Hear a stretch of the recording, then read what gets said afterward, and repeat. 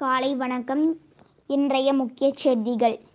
புயல் எதிரொலி தமிழகம் முழுவதும் பரவலாக மழை. சென்னை புரவி புயலின் தாக்கம் காரணமாக தமிழகத்தின் பல்வேறு மாவட்டங்களில் சுற்றுவட்டார பகுதிகளில் பரவலாக மழை பெய்தது.